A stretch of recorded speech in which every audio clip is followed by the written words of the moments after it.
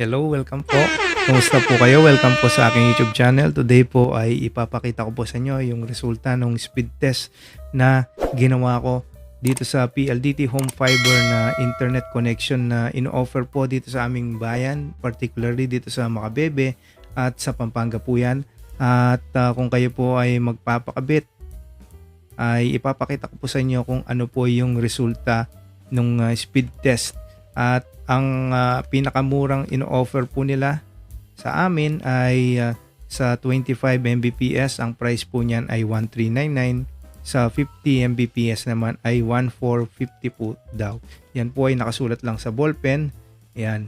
At kung titignan ko naman sa official na website ni PLDT ay 1699 na po yung pinakamurang ino-offer nila. At medyo may konting kalituhan lang po kasi kung titingin ka naman sa mga groups, yung mga agents na nagpo-post sa mga groups na sakop din po nila yung lugar namin dito, yung 50 Mbps naman po nila na in-offer ay 1299 naman yung nakita ko po kanina. At merong yung iba naman, merong pang sinasabi po nila na meron daw 50% off. Yan, dito po sa brochure ay may nakalagay po na 50% off for 6 months.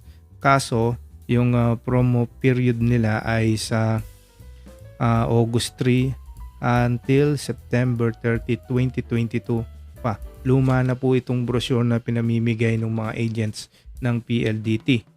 At pero sa online naman ay nakakita naman ako ng nag-offer ng 50% off daw yung babayaran mo for 6 months. Ayan. So medyo may kalituhan lang ng kaunti dun sa mga promo ni PLDT. Ewan ko pa, siguro ay bago-bago agad yung mga promo na in-offer ni PLDT. Kaya kung merong in-offer sa inyo na mura ay kagatin nyo na. Ayan. Ayan, medyo nakakalito lang ha. At eto na, ipapakita ko na po sa inyo yung ginawa kong speed test kanina. Bali, nakikonek lang po ako dun sa kapitbahay ko ha. Nakikonek lang po ako. Kaibigan ko po yun. Bali, nag-test po ako.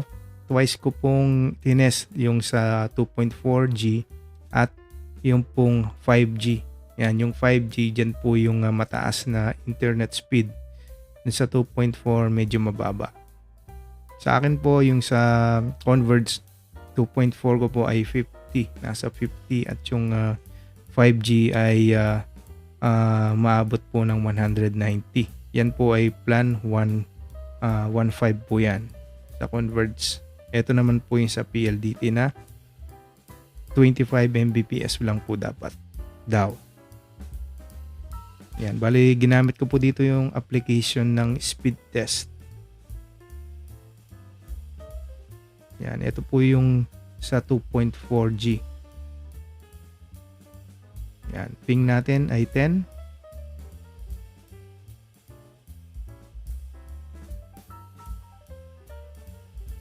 Ayan, kita nyo.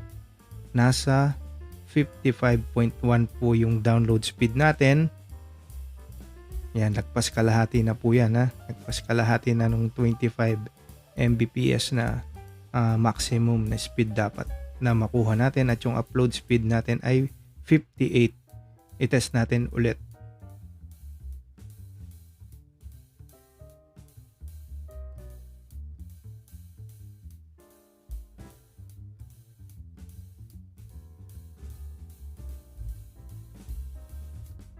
Yan. Mabot pa rin sa mahigit 50 at yung ating upload speed ay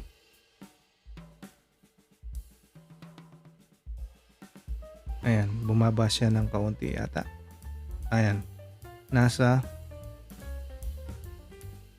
47.7. So magkalapit pa rin yung results natin kanina. Ito naman sa 5G. Ayan.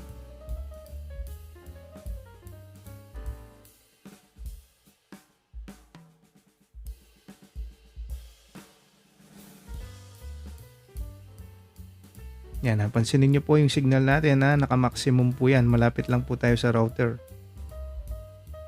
And ito naman po yung resulta natin sa 5G. Ping natin 6. Ang ating download speed ay 65 or 165 I mean. Ito naman yung upload speed natin 187. Ang layo, 'di ba? Sa 25 Mbps na offer po ni ayon po dito sa brochure, 25 Mbps. Ang resulta naman natin dito sa susunod na test ay 142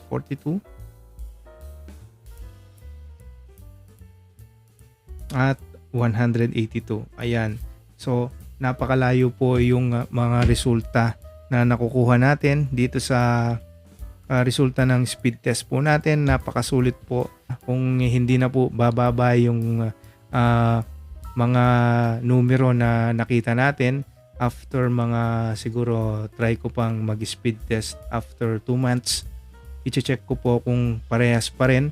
Kung parehas pa rin yung mga resulta na lumilitaw, palagay ko itong 50 Mbps na 1450 ay parang marketing strategy na lang nung mga agents ng PLDT para kunwari meron kang pagpipilian na mas mura, yung dalawang mura, pero parehas lang pala yung linya at yung service na ibibigay nila. Para maisip mo, kunwari nakamura ako. Kasi ang nakakalito lang, sa iba 1299 lang yung price ni 25 Mbps or yung 50 Mbps pa yung nakalagay sa iba. At ang sa installation daw ay walang binayaran daw yung aking kaibigan. Free installation daw. Wala. So parang wala din advance. Wala din 1 month advance. Parang ganun po yung nagiging promo ni PLDT. Nagiging aggressive po sila kasi ang dami na po nilang kakompetensya, lalo na dito sa lugar namin. Meron ng Converge, meron pang Padeco na lokal na internet service provider sa aming lugar. Ayan. So ayan po yung speed test ni PLDT Home Fiber. Kung sakaling kayo po ay kukuha nitong Plan 1399 or Plan 1450 or Plan 1299 na 25 or 50 Mbps, palagay ko parehas lang po itong dalawang ito. At kung sakaling magkaroon po ng pagbagal nung internet connection nung kapitbahay ko, ay ilalagay ko na lang po sa comment section kung ilang buwan po tumagal yung ganoong kabilis na internet speed na nakuha nila. Ayan. At kung bago ka pa lang sa aking YouTube channel, huwag niyo pong kalimutan mag-subscribe at pakilike po ang ating video. Marami pong salamat sa panonood. Bye-bye!